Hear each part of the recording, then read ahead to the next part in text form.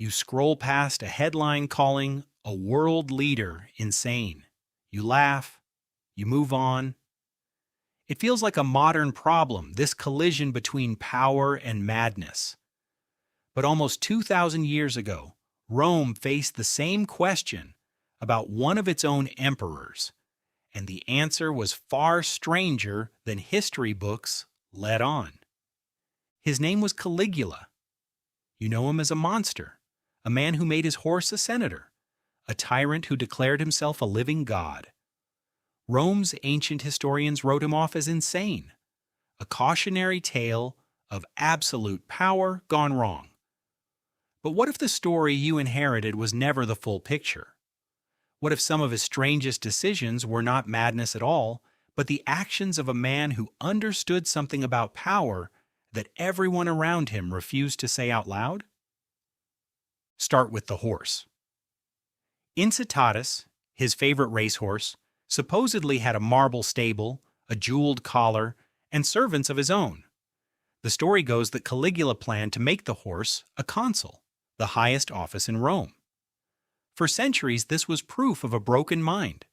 But historian Alois Winterling, in his biography of Caligula, argued something different. He suggested the horse story may have been a calculated insult. Not madness, but mockery.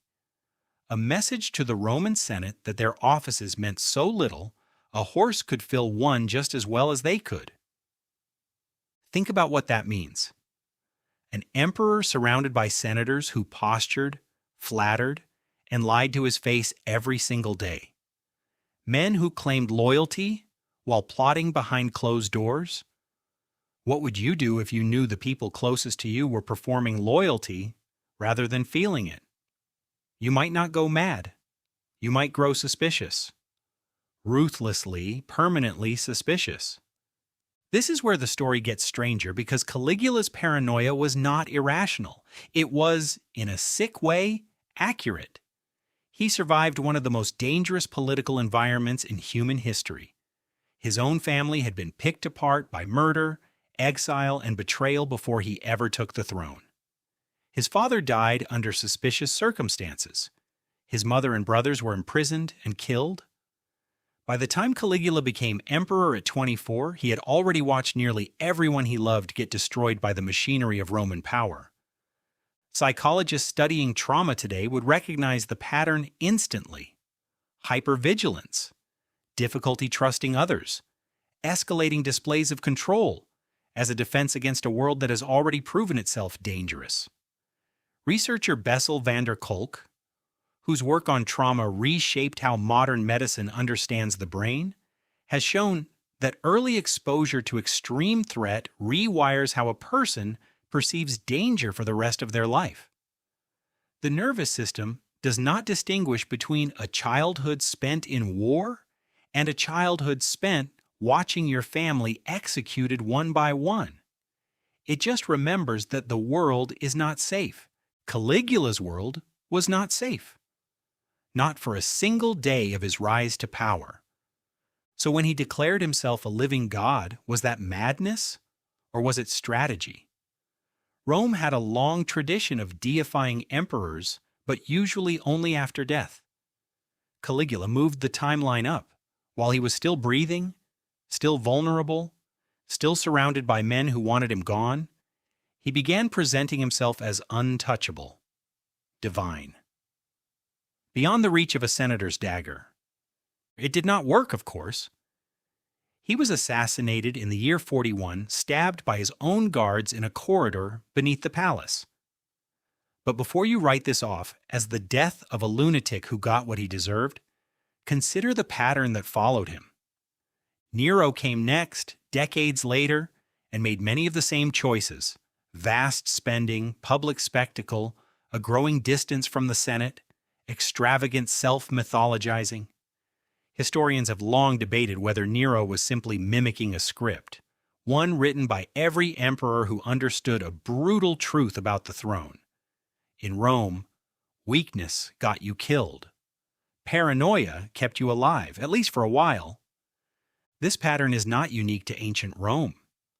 Political scientist Ian Bremmer, who studies the psychology of authoritarian leadership, has pointed out that leaders who rule through fear often behave in ways that look irrational from the outside but make perfect sense from the inside.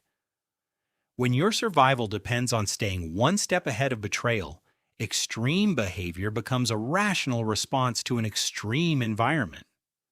The madness was never really about Caligula's mind breaking down. It was about a system that rewarded exactly the behavior that made him seem broken. Here is the uncomfortable question hiding underneath all of this. What if the emperors history calls mad were simply the ones who stopped pretending? Every Roman emperor operated inside a web of flattery, threat, and hidden ambition. Most of them learned to hide the paranoia behind a mask of calm authority. Caligula and later Nero let it show. They stopped performing sanity for an audience that never deserved their trust in the first place. You do this too, in a much smaller way. Think about the last time someone you trusted turned out to be lying to you. Not a stranger, someone close, a friend, a partner, a colleague. Did it change how you saw everyone around them? Did you start reading tone of voice a little more carefully? Did you start noticing who left the room when certain topics came up? That is the same wiring Caligula had, just without an empire attached to it. Your brain does not need marble palaces or Roman senators to activate this pattern. It only needs betrayal, repeated enough times, to convince you that trust is a liability rather than a comfort. The difference is scale. When you become suspicious of a friend, you might lose a friendship. When a Roman emperor became suspicious of his entire government, people died, executions increased.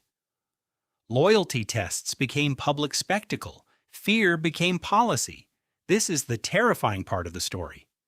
Caligula's instincts were not wrong. They were simply given far too much power to act on. Modern psychology gives this a name: hypervigilant threat detection, sharpened by early trauma, expressed at a scale that ordinary human relationships were never built to survive. Van der Kolk's research shows that this kind of nervous system rewiring does not fade just because circumstances improve. It has to be actively unlearned, often over years, often with support most ancient Romans never had access to. Caligula never had that chance. He had a palace full of people waiting for him to slip. So was he right? In the narrowest sense, yes. His fear of betrayal was justified. He really was surrounded by people plotting against him. His paranoia was not delusion.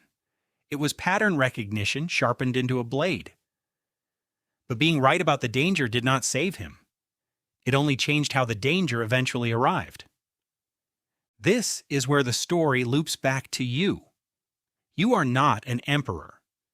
You will never face a room full of senators hiding daggers under their robes.